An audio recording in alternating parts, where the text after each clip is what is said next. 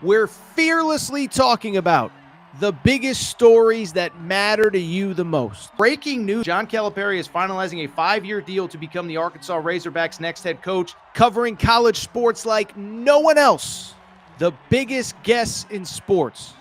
We now welcome in Hall of Famer Jim Calhoun. Such a pride I had, I came to Connecticut. The legend, Tim Tebow, joins us. We'll run it back. I like it.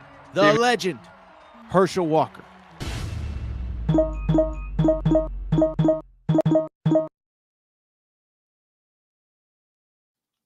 Welcome in, everybody. Tuesday afternoon edition, Air Tour Sports Podcast. I'm your host, Air Tours. Hope everybody's doing well. Hope everybody's having a great day. And I'll say this, December has all of a sudden become a fun and interesting month in college sports. And boy, oh boy, do we have a lot to discuss today. So AJ Dybantsa, number one high school player in America. He did just commit to BYU. We did an immediate reaction, but the question that everybody wants to know, how much did he actually get paid? There's a lot of rumors out there. I'll tell you what I know. I think some of it's overblown. I think some of it's misconstrued. We'll discuss that.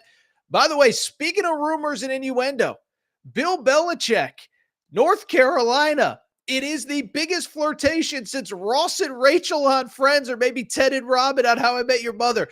Here's the bottom line. I have a lot of thoughts on it. We're recording at 2 p.m. Eastern time. Stuff can change, but I got some thoughts on that old rascal Bill Belichick. And then from there, we talked portal on Monday. And I'll say this. I think there is one program that is really lining up to have a monster portal season. I think it's quietly happening behind the scenes if you're paying attention. And I think it could blow up like a powder keg here in a good way soon. Before we get started, a couple quick things. First of all, make sure that you are subscribed to the Air Tour Sports Podcast. I'll tell you this probably lasts 3-4 weeks. It has been incredible to see the growth of this show really all year long. All 2024 has been great, but we are rocking and rolling into the new year. If you want to do me a favor, subscribe on YouTube. We're at 47.7. I want to get to 50K before the start of 2025. I think we could get there, not without your support. So make sure you're subscribed. Also, click that like button, helps us with the algorithm. And also, make sure that you're subscribed on Apple and Spotify and wherever you get your podcasts, because let me tell you, we ain't slowing down. We're taking over college sports, but we cannot do it without your help. You know who else we can't do it without the help of? Our good friends, Cauley Puffs and CauleyPuffs.com. So here's the bottom line. It's the holidays. You're eating a lot. You want a snack for your family. You want a snack for friends when they're over the holidays. Oh, maybe you want a snack while you're sitting there watching football on Thursday night. We got college football playoff games 2 Saturdays, 2 Fridays from now. What you need, what you want, what you deserve is Cauley Puffs.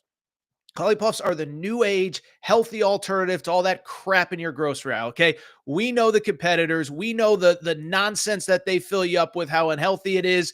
Cauley Puffs is the opposite. Baked, not fried, avocado oil, no grease, healthy ingredients. But here's the crazy part. The stuff tastes freaking delicious, okay? Started family-owned company not far from where I am. Joey is a football fan just like you. And bottom line, he's sitting on the couch watching games, wanted a healthy alternative, but a delicious alternative for him, for his kids. And that's where he discovered and founded Cauley Puffs. For more information, that's all you got to do. Go to CauleyPuffs.com. Try it out for yourself. Don't take Torres's word for it. I mean, I'm an honest, honorable man. But don't take my word for it. Go to CauleyPuffs.com. That's CauleyPuffs.com. Also, you can go ahead and learn more on Amazon. They are available for sale on Amazon. Just go to Amazon.com. Just search Cauley Puffs. You can throw them in your cart. You're ordering everything else for the holidays. Do your boy Torres a favor and try them on Amazon as well. Same great taste, same delicious snack, healthy but delicious. Thank you to Cauley Puffs. With that said, it may be December. The college football playoff may be coming in like 10 days, but there is so much to talk about. There is no more time to waste. So let's get to the topic of the day. And the topic of the day, transparently, I think it is from the world of college basketball, where the number one high school player in America, AJ Dybantsa, it was right around 11 a.m. Eastern time. He goes on First Take. He was down to 4 schools: BYU, Alabama, North Carolina, and Kansas. And AJ Dybantsa on First Take with Stephen A. Smith and Molly Karam committed to the BYU Cougars. Now, we did a full reaction in real time, and I think that one was really designed for BYU fans. Who is this kid? What is he about? How is he going to fit in with Kevin Young and his system? But what I want to do now is kind of do the bigger picture reaction, because I think there's been an interesting conversation, to say the least, about this commitment. And I think there are really 2 conversations that everybody seems to want to ask. Unfortunately, none of it is about BYU, their program, Kevin Young as their head coach. It's frankly, how much is this kid getting paid? Why would he go to BYU, a school with religious overtones? There are perfectly logical reasons and answers to both. And I want to go ahead and get into them. And I want to give you fact from fiction, okay? By the way, if you are a BYU fan listening to this, make sure you're following our Torres on BYU account. All BYU coverage all the time. That's on Twitter, Torres on BYU. So let's get into this. We'll talk about AJ Dybantsa in a second. But first of all, I should just spend 30 seconds. BYU fans know who he is. I think college basketball fans know who he is. Let me just spend 30 seconds talking about who he is as a player. He's one of the more special high school players I've ever seen. I don't want to oversell it. Listen, there's been a lot of players that have been hyped as the next this, the next that, the next whatever. What I will tell you is he is an awesome high school basketball player. I think one of the more complete players that I've ever seen. Kind of on the breakdown that we did right when he committed, I talked about the fact that one basically can do pretty much everything, okay? He's 6'8", 6'9". I know the comparison on First Take that they made was to a Tracy McGrady type, but he can put the ball on the floor. He can attack the rim. He can finish at the rim. He's got the mid-range. He can shoot as well. But what really stands out to me about him is 2 things that sometimes you don't see from a player so young. One, what I love about AJ Dybantsa is that he competes as hard on the defensive end as the offensive end, okay? So many high school players, listen, we're all young. We all want to get ours. We were all the same way when we played, okay? But so many high school players, it's all about, if I'm not scoring, I'm not contributing, I don't care, I'm not playing defense. And AJ Dybantsa, listen, all these kids say, I'll do whatever it takes to win. I'll score 20 or I'll do. No. He really is, and he takes just as much pride in playing elite defense as he does offense as well. So one, I love the fact that he competes on both ends. I've watched a lot of great high school players through the years, a lot of guys that are in the NBA now. Most of them really don't care about defense, or if they do, they're only really engaged on defense when the offense is clicking. That's not AJ Dybantsa. But the other thing is, this is a kid that I think has continued to ascend even as the number 1 player in America. And that's just not something that you see that often. A lot of times kids get ranked really high early in their college or early in their high school careers. The number 1 recruit as an 8th grader, as a 9th grader, and they're kind of forgotten about by the time they're a senior in high school. With AJ, and credit his family, credit his parents around him, they've kept that circle tight, and he just keeps getting better. He's not a kid that read the press clippings when he was 13, 14 years old, whatever, and said, I'm a finished product. No. He keeps getting better. He keeps adding things to what he does and to his game and what makes him special as a player. With that said, it is and should be a special day for BYU. But unfortunately, when the number 1 high school player in America commits to a school that isn't Duke, that isn't Kentucky, that isn't Kansas, that isn't UNC, unfortunately, it doesn't feel like anybody wants to celebrate BYU, but instead absolutely tear them down. And as soon as he committed, it immediately becomes every fan base, oh, he's just getting paid so much money. And then there's all sorts of reports about how much he's getting paid. Listen, a couple guys that I like, I saw Adam Zagoria, producer Matt, you could pop that tweet really quick. Adam Zagoria, who admittedly is pretty plugged in with the family, he said, quote, I'm told AJ Dybantsa's NIL number was close to $7 million. Jeff Goodman, who definitely is close to the family, has done interviews with AJ, said the number was close to $5 million. What I can say is a couple things. One, the kid ain't going to college for free. Well, I mean, he is technically going to college for free, but he's obviously getting paid. But we have talked about this NIL stuff, and I think there is a complete misperception about how NIL is working in this recruitment and the role that it played, okay? I'm not saying he didn't get paid, but there's no other way for me to put it. If you think the only reason this kid chose BYU is money, respectfully, you're an idiot. And respectfully, I think even just the context in which we're discussing this is kind of screwy and I think just factually incorrect. So first of all, because people are going to ask me, Torres, why would you go to BYU for any reason other than money? Okay, well, first of all, we actually had Kevin Young on this show. And one thing I always try to do is I always try to bring on the players that, not literal players, but the proverbial players that matter in the college sports space and let them explain themselves. And so we had Kevin Young on, and what he said is this was during the summer when they had success. They got Cannon Catchings, who, of course, is projected one and done, Yegor Demon, who's projected one and done, and they had a lot of success in recruiting immediately.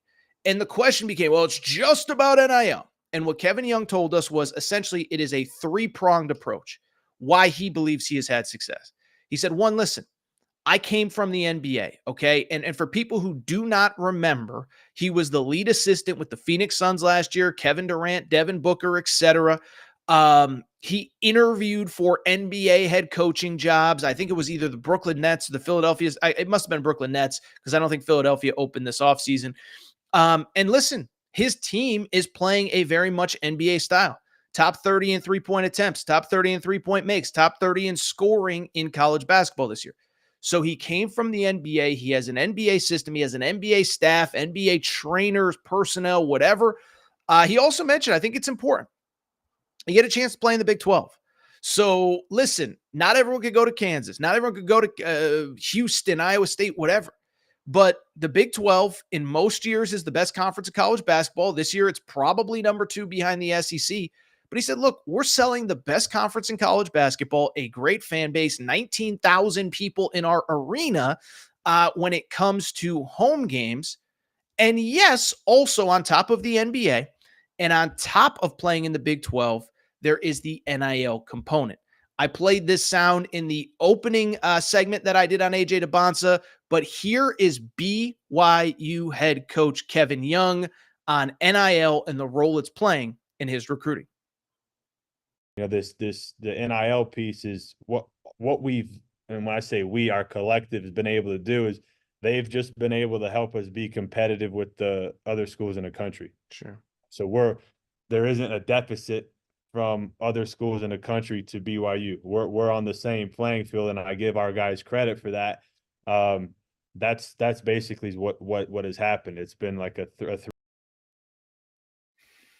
That was Kevin Young on a cool, hip little podcast called the Aaron Torres Pod earlier this summer. And listen, again, he just said it. He said it's 3 prongs, and NIL is going to play a factor. There's no doubt. And our collective and our school allows us to be competitive. In other words, we're not getting outbid, but we're not far behind, but it's not the only reason people are choosing us. So you can believe him. You cannot believe him. It's up to you.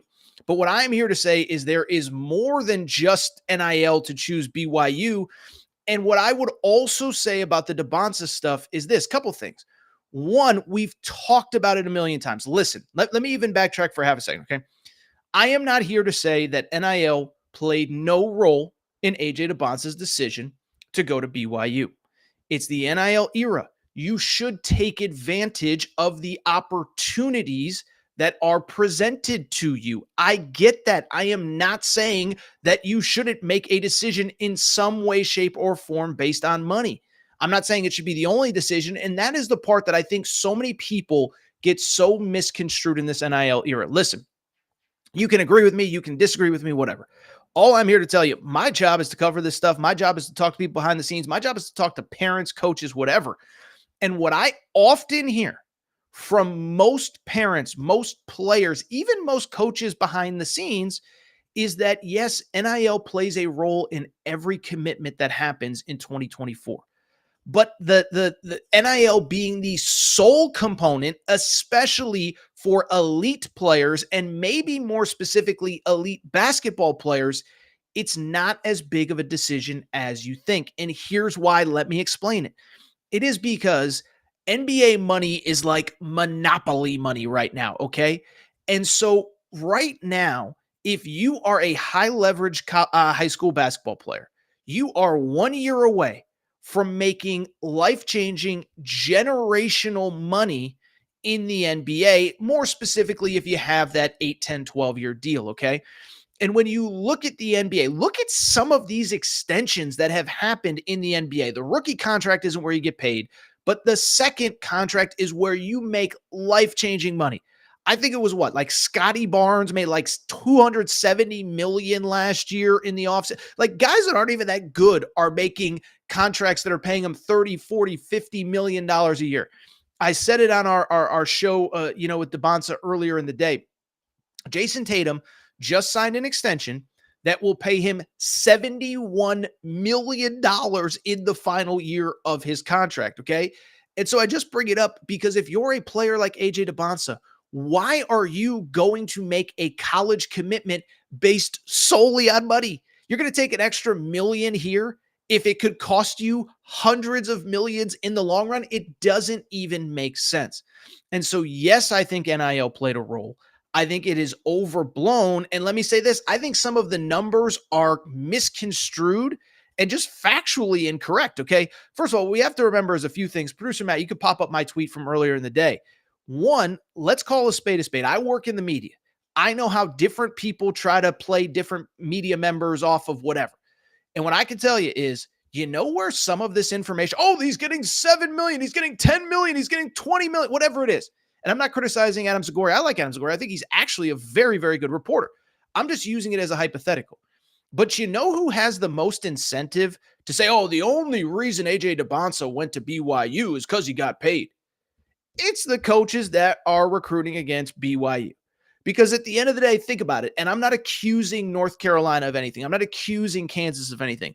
But let's say you are North Carolina. And let's say you did just lose the number one player in America to BYU. And you're Hubert Davis. And you got to go to your boosters. You got to go to your people. And they're a little distracted with Bill Belichick right now. But, you got to go to your boosters and explain, hey, how did I not close on the number one player in America? And how did he end up at BYU? What's the easy answer? BYU, they've just got unlimited funds. There's no way we could possibly compete with them. And I'm not saying BYU didn't pay. But what I am saying is it's probably a little bit overblown in terms of how much. Same with Kansas.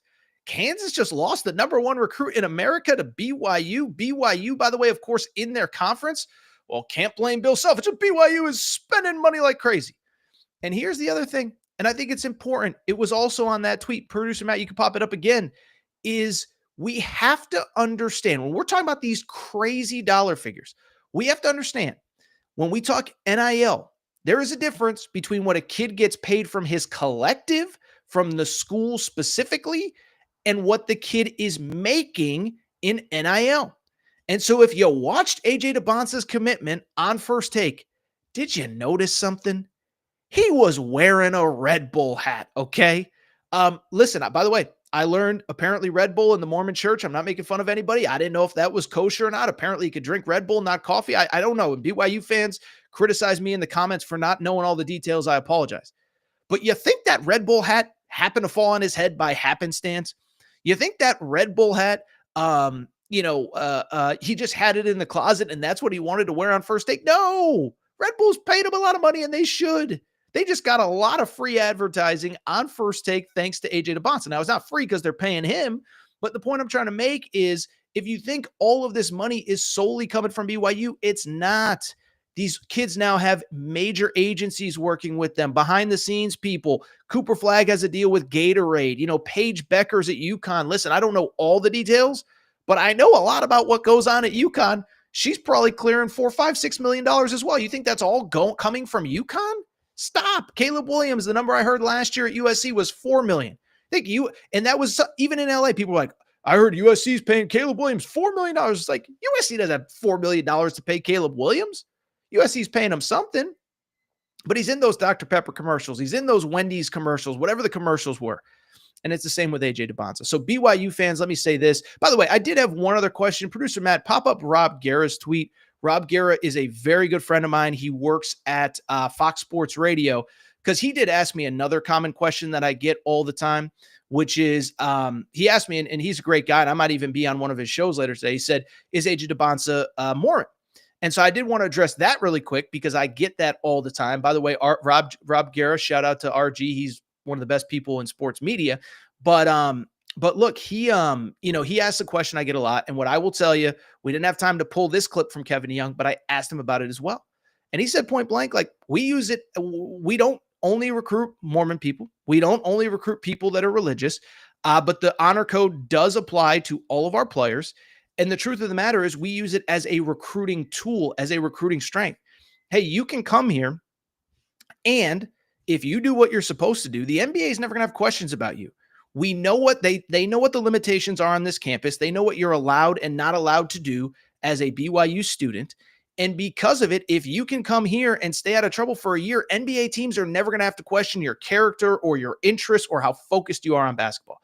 So BYU fans, I'm trying to answer questions so you don't have to. And I'm not saying AJ Dybantsa didn't get paid. I'm not saying he didn't get paid handsomely. What I am saying is there is a lot of rumor, a lot of innuendo. I wanted to clear it up. I wanted to get it straight. But I think also more importantly, what I want to do is BYU fans, take a moment and celebrate this, okay? Because this is a moment that you should not have to apologize for. This is a moment that you should not have to explain yourself. This is a moment that you should celebrate, that you should be happy, because here's the truth. I believe as long as Kevin Young is there, you are going to have elite teams that are built to win big in the regular season. You saw earlier this year the recruiting success. You bring in Yegor Demin in the offseason. He's a top NBA prospect that is now like in top 3 consideration after playing at BYU. You bring in Cannon Catchings. You bring in AJ Dybantsa in this class. You bring in Xavier Staten in this class as well.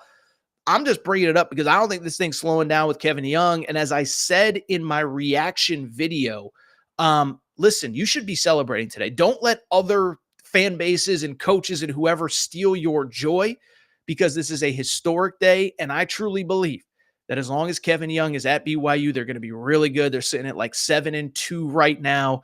Only losses overtime against Ole Miss. And they traveled 3,000 miles cross country to Providence and lost to a Providence team with Bryce Hopkins coming back. So I bring it up because I think BYU fans, you should be excited. You should be happy. You're building yourself a power. Do not let anybody steal your joy. Speaking of stealing joy, you know who's very happy right now? Bill Belichick. He's got like a 24-year-old girlfriend. He might be going back to school. I got to say, there's some stuff going on with this Bill Belichick rumor mill, fact, fiction. I got a lot of thoughts. We're going to discuss the state of the Bill Belichick UNC rumors, and we're going to do that next. All right, we're going to get back to the show in a minute, but before we do, many of you ask me all the time, Torres, what can I do to help support the show? You give me hours and hours and hours of content every single week. What can I do to help you? Well, I'll tell you what, do me a quick favor. Check out the Aaron Torres Media merchandise store for all of your team-specific shirts, hats, and more, all available at aarontorresonline.com/merchandise. A lot of you wondering, Torres, what can I get in that merch store? Well, first of all, we got our brand new Hope and Pope Kentucky basketball t-shirts. That's right. Mark Pope has arrived. He is here to save the day. Get your Hope and Pope t-shirts there. Also, Arkansas fans, the Big Pig Invasion is here. You can get your tees there. Basketball School Alabama shirts. Mora Hurley 2024 UConn shirts for your tailgates at Rentschler Field, your games at the XL Center or Gamble.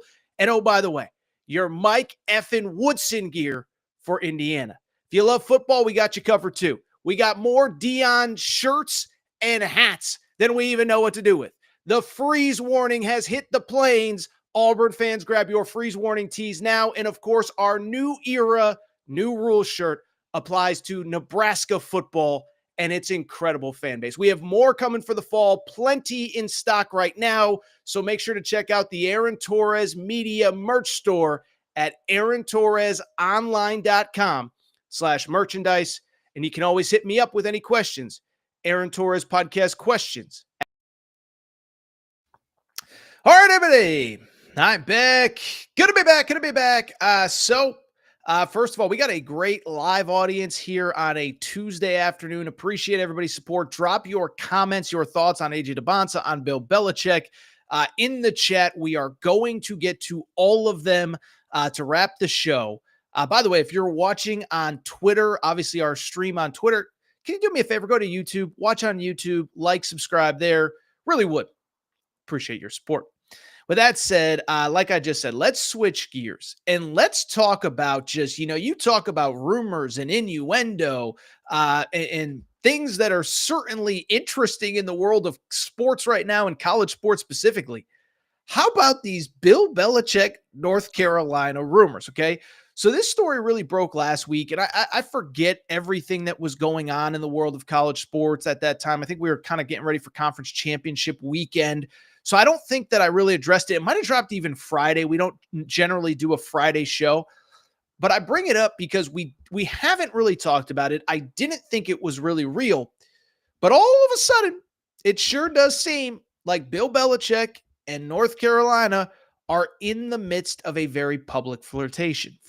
I'm tripping over my words here. I don't know why I keep slowing down, but I bring it up because, like I said, the rumor started probably Thursday or Friday of last week.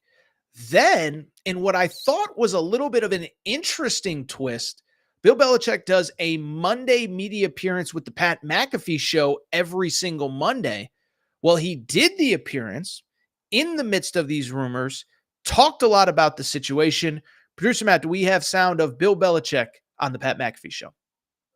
You're interested. Why is that, Coach Belichick? Why do you think that is the case? I did grow up that way. My dad was a college coach. He was in North Carolina for 3 years, Vanderbilt for a year, and then in the Navy for 50. So, but yeah, it seems like college football is more like pro football. I've talked to a lot of college coaches about things like the salary cap and putting value on players and negotiating, kind of mixing all that together. So I think there are some similarities from what I've heard. I haven't experienced it firsthand, but feels like that. You always thought about potentially getting back into college ball because of growing up with your dad, or is this something that has kind of piqued your interest recently with the state of it? Yeah, as you said, I grew up around college football and, some great Navy teams there. And, I learned a lot. And, I've had an opportunity to talk to Chancellor Roberts. And, we've had a couple of good conversations. So that is some of what Bill Belichick did say on the Pat McAfee show on Monday. Where it gets interesting is that it went from, I'm talking to him, my dad coached at UNC a million years ago, to we now have a report from a reporter that I've never really heard of that seems to indicate that the job is Bill Belichick's, okay? So before we get to this report, let me just give the caveat. We're recording. It is 2:31 Eastern time on Tuesday as we're recording this. You might not listen till 7 p.m. You might not listen till Wednesday morning. Stuff can change quick, so I don't want to be yelled at if stuff changes very quick. But let's get to the report from somebody named Ollie Connolly. And it's no disrespect. Just because I haven't heard of him doesn't mean that it's not a credible report. Bill Belichick, according to Ollie Connolly, Belichick has, quote, agreed to become the next UNC head coach. Belichick has handed the school a 400-page organizational Bible with structure, payment plans, staffing choices, decisions on whether to commit to UNC. He is expected to know their decision within 48 hours. Ollie Connolly continued. Belichick has a pro and college version of his updated manual and has shared it with other schools and teams, but he has drafted a new one specific to UNC that touched on every aspect of the program and school. Will need sign off from UNC's AD, chancellor, trustees, and boosters. And this is interesting. There has already been pushback from the group of 13 trustees with input from wider faculty. The investment would overhaul the school's approach to football. Belichick unsure if the school will meet his demands and is unwilling to negotiate. That's a tongue twister there. There's a lot going on. And let's just dive in. And by the way, producer Matt, just keep an eye on social media. If anything breaks while we're talking about this, please get in my ear or the chat and let me know. Let me say this about the whole thing. First of all, what I will say, independent of if Ollie Connolly is right, wrong, whatever, what has been well reported, The Athletic did a big, long piece on it. is that there's a lot of infighting at North Carolina right now, a lot of cooks in the kitchen. Frankly, from a lot of people in that school, it was an unpopular decision to fire Mac Brown in the first place. And so, one, it's not that I doubt Ollie Connolly. He's certainly got a lot of interesting facts in that report. But I think what does stand out about that is that, yes, I believe that there is very likely, some version of the truth in there. Belichick probably has laid out what his vision is for North Carolina. But I'll also say, like, I think there's too many facts for it to just be too many like interesting notes. Like Ollie Connolly, whoever you are, and no disrespect intended, you can't be making that. There's just way too much in there. He's obviously talking to somebody pretty high up at North Carolina. But what I would say is, one, I still don't really believe the reports. Not that I don't believe Ollie Connolly. Not sure that I totally believe the reports. But then also beyond that, it does feel a little just suspicious to me. Okay. So first of all, I believe, I don't doubt that there has been a meeting that has happened. But one, it doesn't sound like, even if you do believe the reports, that maybe North Carolina is as interested in Bill Belichick. And Bill Belichick, you can't say that he's accepted the job when your third tweet down is that these are his terms. UNC has to take him or leave him. So he hasn't accepted the job. He has maybe said he would accept the job under certain conditions, but he hasn't accepted the job. So there's just a lot of insanity going on with North Carolina. But what I would also say about the whole situation, it still does just feel a little bit too on the nose to me. And I don't know that I believe that this is actually happening. And I don't know that I really believe that Bill Belichick actually wants to coach college football, with the caveat being, of course, that there are a lot of rumors that the job would one day be guaranteed to his son, Stephen Belichick.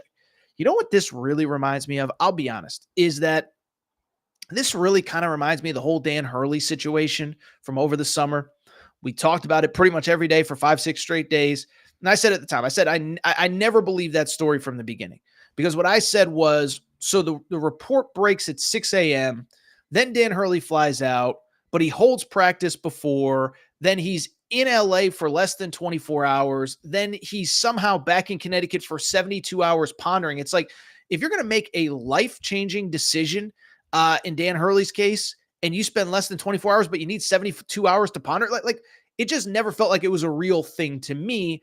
And I don't really feel like this Belichick thing is real to me as well. Let's just think about it at its most basic level. Okay. If you are very interested in the North Carolina job, this is the part that doesn't make sense to me. Why are you talking about it in public?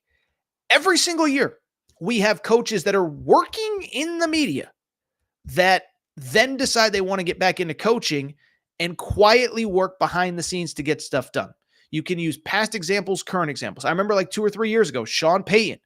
Remember, he was off for a year after he left the Saints. He's working at Fox. He's on Colin Cowherd's show every single Monday. He does an hour sit down with Colin, 40-minute sit down with Colin every single Monday. Then all of a sudden, Broncos job open. Sean Payton gets quiet. Sean Payton doesn't show up for Cowherd. And you're like, oh, that's getting serious. That's not just an internet rumor. There's something to it. By the way, again, stuff can change really quick. I could look stupid by the time you listen to this. But the Sean Payton thing, it was very obvious, very quick. Oh, he stopped doing media. He stopped being out there in public. Feels to me like maybe there's a little bit here, and maybe he's a little bit more interested in that Broncos job than we thought. I can go back like 10, 12 years. And I remember, this is part of getting old and seeing stuff happen time and time again. I remember when Urban Meyer, remember, he left Florida and did TV for a year. I remember Urban Meyer was calling games for ESPN the final week of the season. He's supposed to call a UConn game. It was a UConn-Cincinnati game back in the day. Brian Kelly was probably coaching in Cincinnati, honestly. And all of a sudden, the day before he was supposed to call the UConn-Cincinnati game, they had to replace Urban Meyer, and it was because he was clearly in negotiations with Ohio State for that head coaching job. And so to me, it's like you generally stop doing interviews when you're stop doing public interviews with the media when you're deep in negotiations with a school. Do I believe conversations have happened? Yes. Do I believe that he's on the verge of accepting the job, or North Carolina's on the verge of even offering the job? I don't. Sounds like, by the way, even if everything in that report is 100% accurate, there's got to be a lot of people ready to sign off at Carolina that I don't believe are really ready. I think also, let me also say this, because let me even backtrack, because what I would say is, to go back to the Dan Hurley thing, I still think, in my opinion, that Belichick is leveraging this job to try to get back to the NFL. I know that was kind of the early thought process. It feels like it's kind of died down as the conversations continue. I still think he's trying to get one of those NFL head coaching jobs. And don't tell me, well, he's doing this now. It's 2 weeks, it's 3 weeks until the end of the NFL regular season. And so how could he be trying to get an NFL job now? Well, first off, there are already 3 or 4 jobs open. The Jets are open. The Bears are open. The Saints are open. So there's jobs already open that could offer Bill Belichick the job today, could interview Bill Belichick today and offer him the job. And I think he's trying to work his way into that.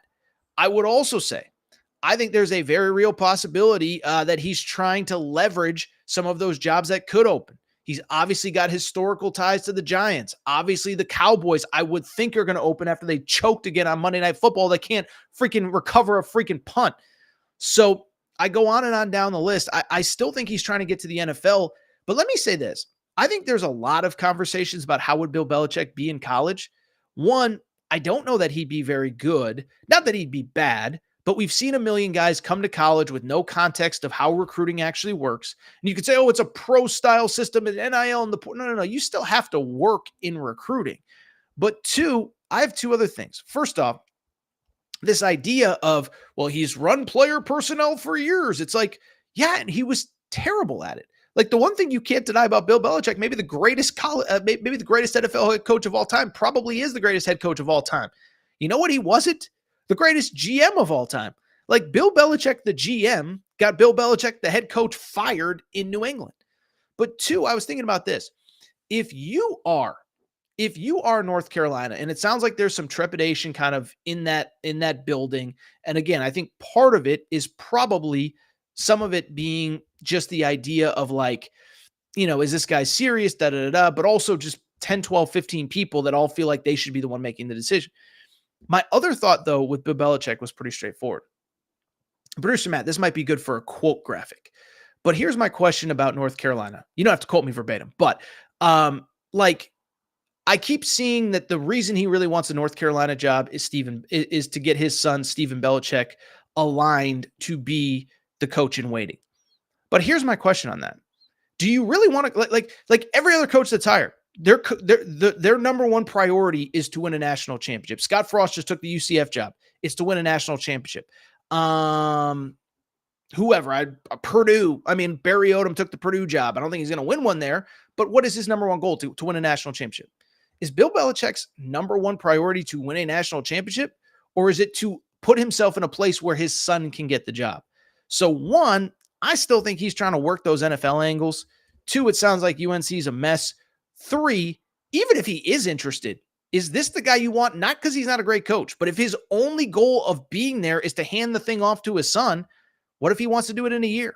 What if he goes to UNC and wins 9 games next year, and then all of a sudden the NFL wants him? You're just going to build Stephen Belichick's your coach a year from now? So it feels like it's kind of a mess behind the scenes. By the way, I have a very half-baked take on what might be going on that I'm not ready to reveal just yet. So we'll see if this thing goes on. But I just go back to, why are you doing public interviews if you're actually negotiating?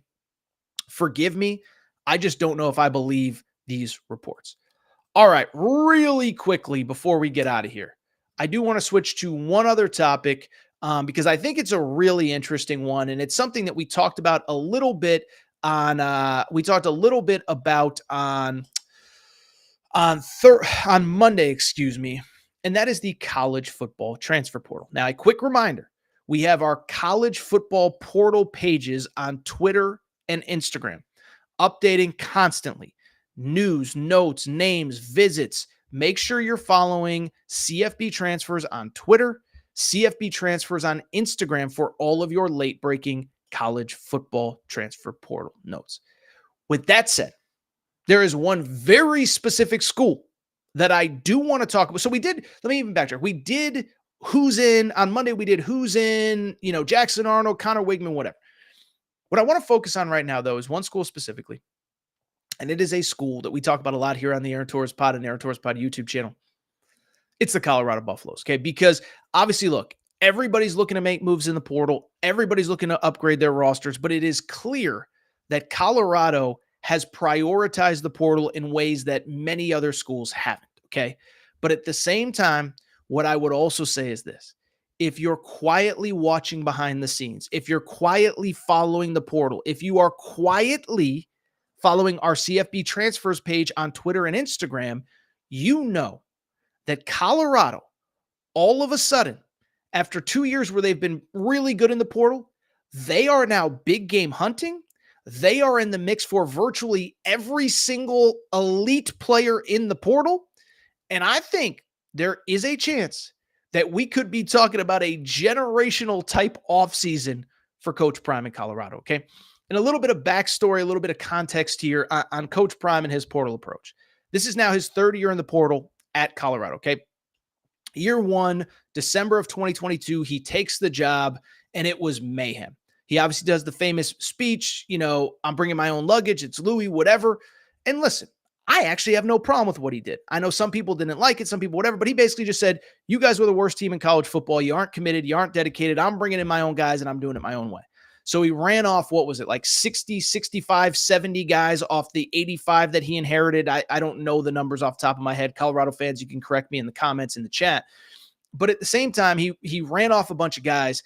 And I really think year one in the portal, they just needed new bodies. Now, you could argue, did he run off too many guys? Did he bring in too many new guys? Because transparently, outside of Shedeur, outside of Travis Hunter, outside of Shiloh Sanders, there were a lot of holes on that first roster. I don't completely blame Coach Prime. I don't completely blame anybody. That's the truth of taking over the worst team in college football like he did at Colorado.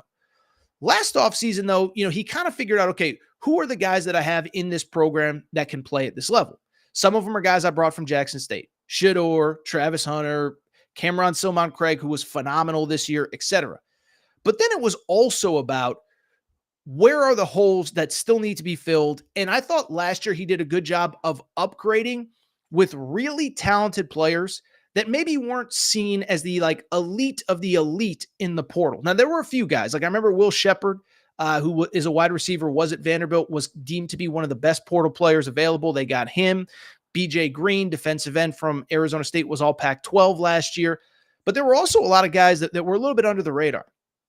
Preston Hodge comes from, I believe it was Liberty, was phenomenal. I don't remember him being like on the top of all these portal lists. LeJante Wester was a 1,000-yard receiver at FAU. I don't remember him being at the top of all the portal lists. Well, I bring it up because year two worked like gangbusters. They hit on the right guys at the right spots, and we saw the results, 9-3. What became interesting, though, all offseason, as they're continuing to win, you start to say, well, wait a second now. If they did okay in year one and actually very well in year two, what would they do in the third offseason coming off of a 9-win season? Well, we are starting to get the answers, because every elite player that is in the portal seems to be interested in Colorado. Let's quickly rip through some of the names, and we'll have time to react and analyze as these kids commit. But keep in mind, a couple of them already have visits set up to Colorado. You go back to last year. If Coach Prime gets you on campus, the batting average is like Pete Rose in his prime. Like Coach Prime don't miss if he gets you on campus. Remember the first portal weekend last year? He had like 6 offensive linemen on campus. They all committed. Then the next weekend, he had like 6 defensive linemen on campus, and they all committed. I mean, he bats like 900, probably closer to 1,000 when he gets you on campus. But first off, I thought this was really interesting. Monday night, Pete Thamel, ESPN, tweeted out that Jaheim Otis, who many believe is the number 1 defensive lineman in the portal, he's taking a visit to Colorado this week. I don't know if it's going to be during the week. I don't know if it's over the weekend, but this is a kid, former high 4-star, low 5-star, played 3 years at Alabama, was really good in year one under Nick Saban. Then year two had a lot of injuries. And then this past year with Kalen DeBoer, he had some injuries, and he ended up just basically opting out of the season, taking his red shirt, whatever. But I'm here to tell you, listen, I'm not a defensive lineman analyst expert, but everybody that knows ball, I mean, I know ball, but you know, I'm not a scout. They tell you like this guy might be the best single player in the portal. he's taking a visit to Colorado. That might be his first visit. And the way Coach Prime does things, that might be his only visit if things go well. So Jaheim Otis is coming to campus.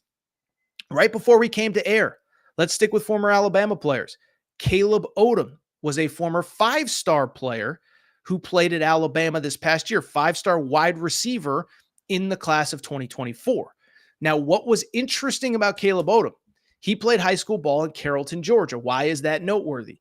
Carrollton, Georgia is the place that the kid who's committed to BYU, who's committed to Colorado, Julian Lewis. Remember Julian Lewis? We talked about him when he committed last week. 5-star, or I guess it was 2 or 3 weeks ago. 5-star player from Carrollton, Georgia. Caleb Odom is his former high school teammate. Well, I bring it up because after the season ended, Caleb Odom decided to enter the transfer portal. And right before we came on air, you know what Hayes Fawcett tweeted out? Hayes Fawcett tweeted out that Caleb Odom is visiting Colorado this weekend. So you start to look at how things are shaping up. Like, this is the perfect example of how a relationship could help. The relationship helps get the kid to campus. The relationship helps with an introduction. Julian Lewis played with him, and now he could visit Colorado and commit before the end of the weekend. Caleb Odom, by the way, 7 catches in his first year at Alabama. Kind of got lost to some older guys on the depth chart, but I'm here to say this. If you're a 5-star in high school out of Georgia, you can ball. And we could talk about this school, that school, interest, whatever, blah, blah, blah, blah, blah. If he's going to Colorado and he's visiting and his former high school quarterback might be the starting quarterback next year, probably will be the starting quarterback next year, there's a pretty good chance that you get him. Speaking of quarterbacks, I thought this was interesting. We talked about this a little bit on the show on Monday. Caden Salter from Liberty. This was a kid that was a force 2 seasons ago. 32 touchdown passes, 12 rushing touchdowns, over 1,000 yards rushing during the 2022 season, or 2023 season, excuse me. This past year, he gets hurt. There was a report on Monday that he's going to visit Syracuse and that Florida State and Colorado are on the board as well. Now, it's interesting because I don't know that we even really thought that Colorado was going to aggressively pursue quarterbacks in the portal this offseason. They have Julian Lewis, the 5-star, coming in. And I kind of thought, are you even going to take another quarterback? Well, they're not only going after quarterbacks, they're going after maybe the biggest one available in the portal in Caden Salter.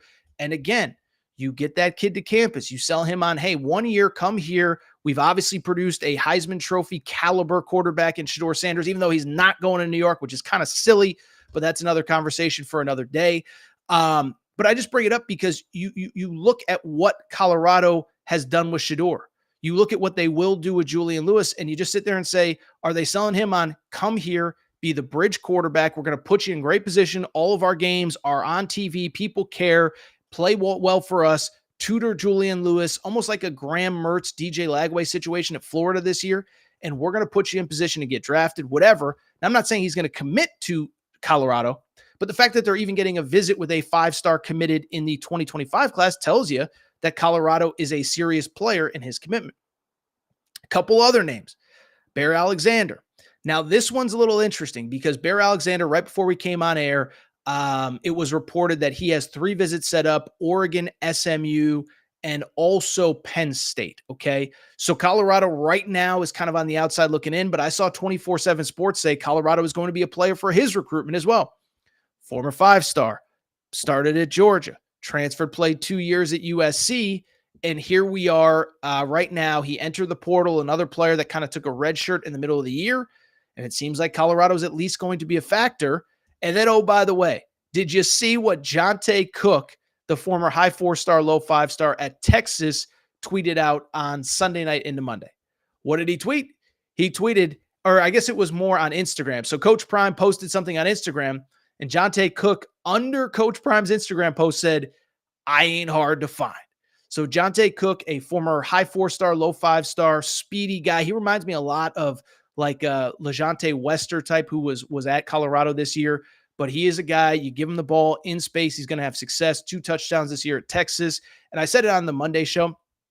I don't think it's that he's bad or he's disappointing. I just think that Texas receiver room is insane. They had A.D. Mitchell last year who got drafted. They had Xavier Worthy, who's obviously playing well with the Kansas City Chiefs. And then this year they bring in Ryan Wingo. They bring in a few guys from the portal.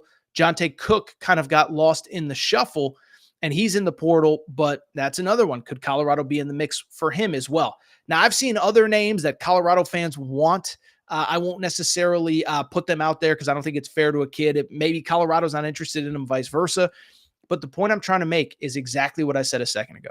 Is I said, look, Colorado has been very successful recruiting the portal over the last couple years, and now they're going into the portal off of a season in which they just won 9 games.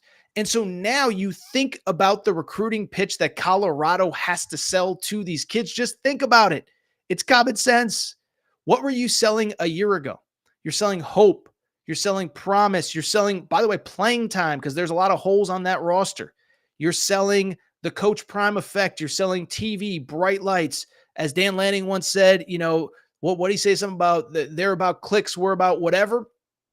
Well, I bring it up because if you thought Colorado was about clicks, they're about results now.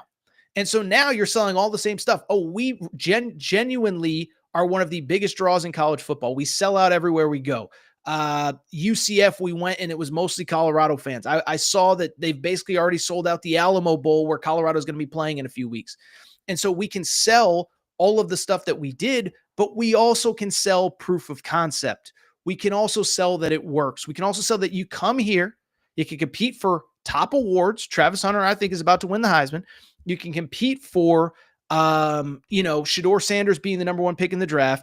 We're going to develop you, which I think is an important point that gets lost in the shuffle. Travis Hunter went to Jackson State, honestly, then to Colorado as the number 1 recruit in the country. He's probably going to be the number 2 pick in the draft behind Shedeur Sanders. Colorado did its job. Coach Prime did its job. That coaching staff did its job to put Travis Hunter in the best position to succeed. So now you could sell all that. The NFL model, Damian Lewis on that staff, Phil Lodeholt at the offensive line coach, Robert Livingston. And I know not all these guys are going to stay, but you get the point. They have a vision. That vision has been executed.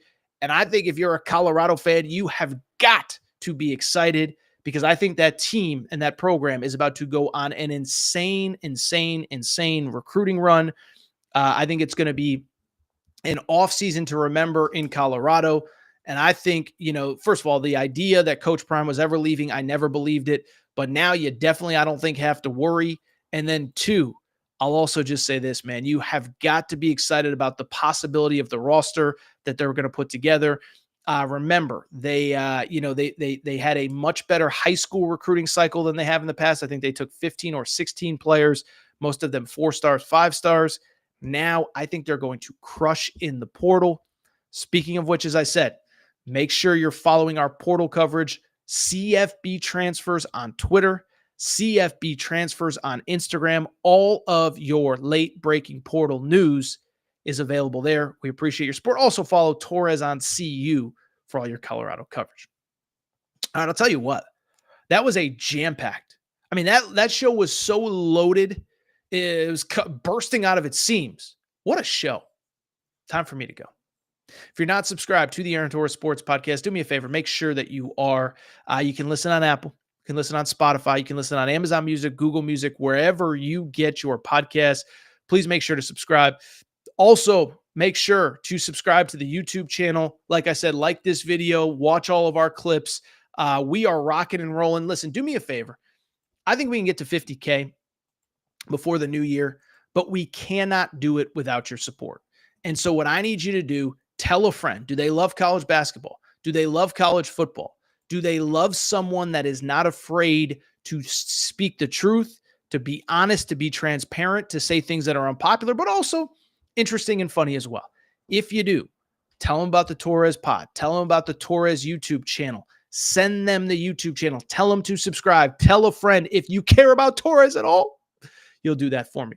Tell you what, though, it is time for me to go. I truly appreciate everybody's support. And we'll be back on Thursday, probably with a first look at some of those college football playoff games.